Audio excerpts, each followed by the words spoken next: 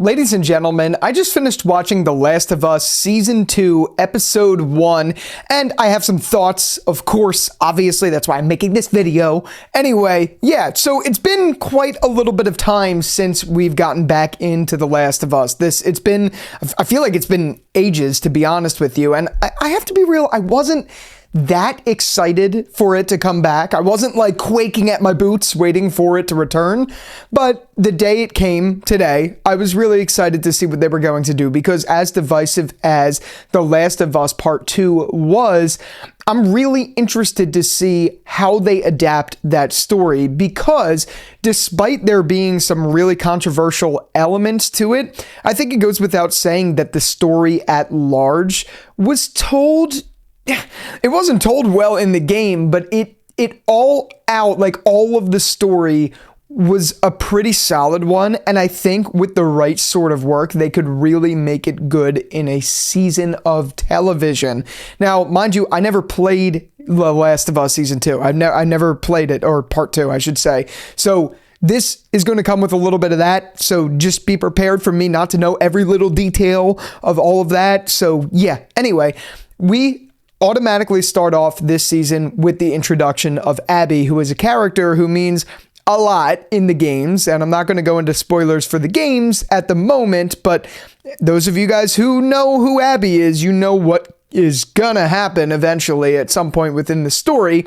And I think it's really interesting that they chose to essentially start off with her. Yeah, okay, right away we started off with the immediate ending from season 1, where it was Ellie and Joel talking, and she was like, "Do you trust me?" And she's like, "Okay," all that stuff. I like how we picked up there a little bit, but then right away we picked up with Abby and got a little bit of an introduction to her. I really hope they flesh out her character within the story to at least make her a little bit more, I guess, understandable and likable. I mean, and I think they already did start with that this episode by the way they kind of pinpointed her so early on. I think it's absolutely essential that they do that and try to give her more character than we got at the very introduction to her story in the games. Now, I mean, I think the way they played out her character over the entire The Last of Us Part 2 game was really solid. It's just obviously what happened very early on in the games made it very hard of a pill to swallow to like her. So I think there's a lot of good qualities in general about her that they need to flesh out a little bit for us to fully understand why she would do the things that she would do.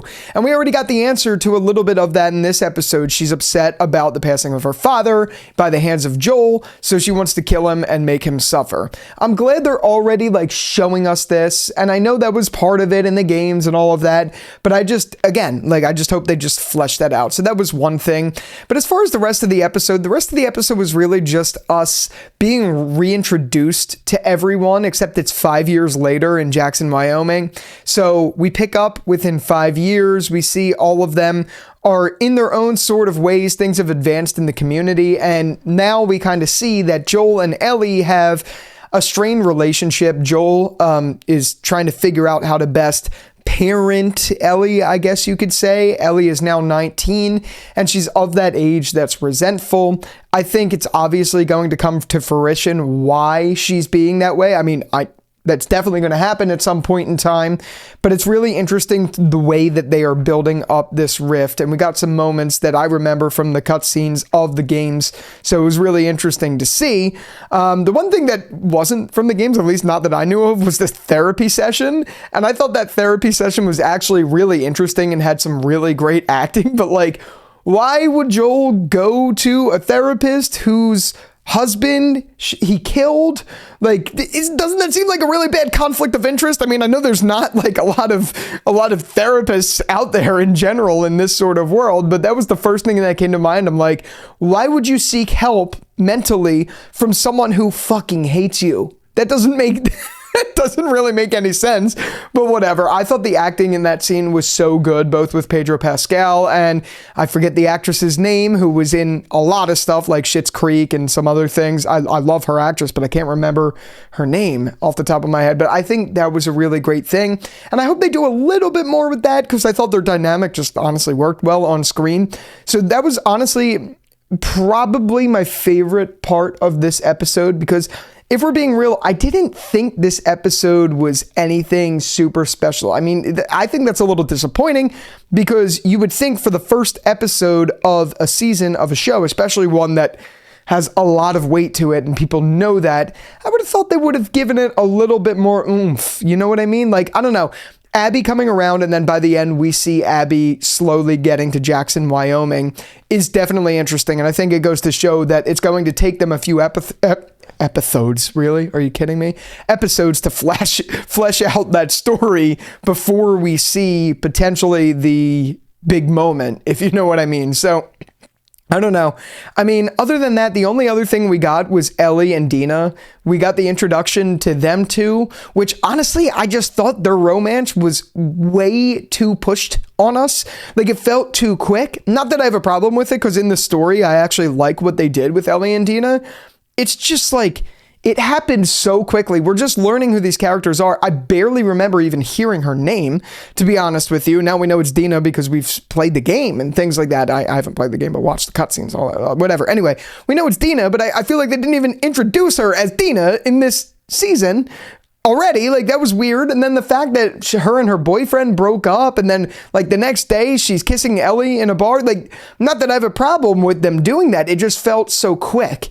And I really hope they don't rush this season in ways like that, because that was just one of those things that I was like, whoa, this kind of was quick. I don't know. I mean, I know they got a lot to adapt. The game is very long and all of that stuff, but that one kind of came up on me pretty quick. But I got to say, the only other element to this episode that we really saw was the scene where Ellie and Dina go into the warehouse or the grocery store or whatever it was, and they see the one clicker who is like half turned, or like definitely turned, but like not fully like crazy yet. You know what I mean? And that was creepy as shit. The way that clicker, like, I think they're called clickers. I don't know, whatever. The way that one like peeked out from like the aisle and Ellie saw scared the shit out of me. I'm sorry, that freaked me out.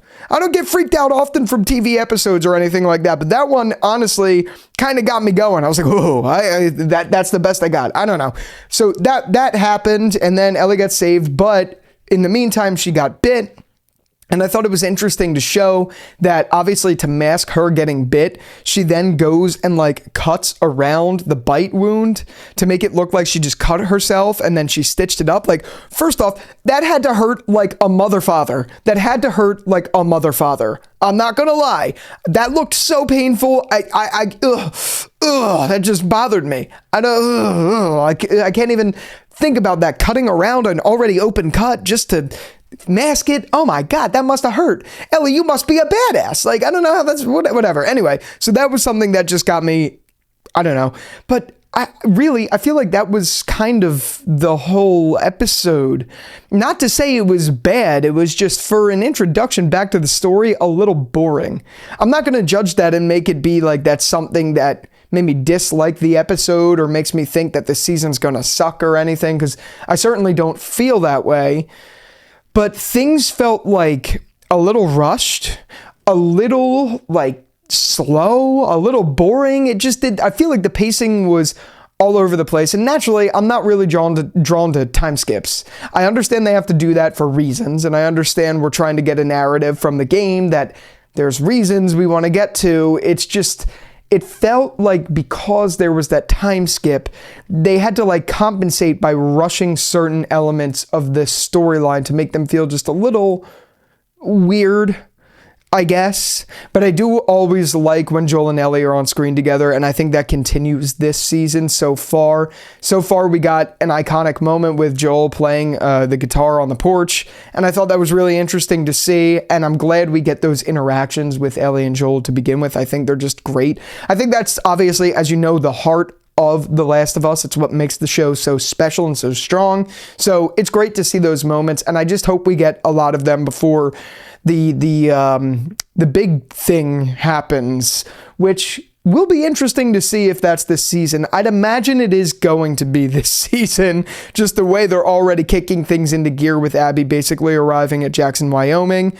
I wonder if that's going to be like an episode 2 or 3 thing, or if that's going to be like a season finale thing.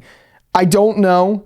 Time will tell, but I'm keeping my mind open despite me not loving this episode. I didn't hate it or anything either. It just didn't really like draw me in the way I thought it would. I don't know. That's the review. Definitely let me know what you thought about it down in the comments. Consider becoming a channel member if you haven't already, and subscribe if you aren't already. And with all that out of the way, thank you again so much for watching this video, and until the next one, I'll talk to you later. Peace out.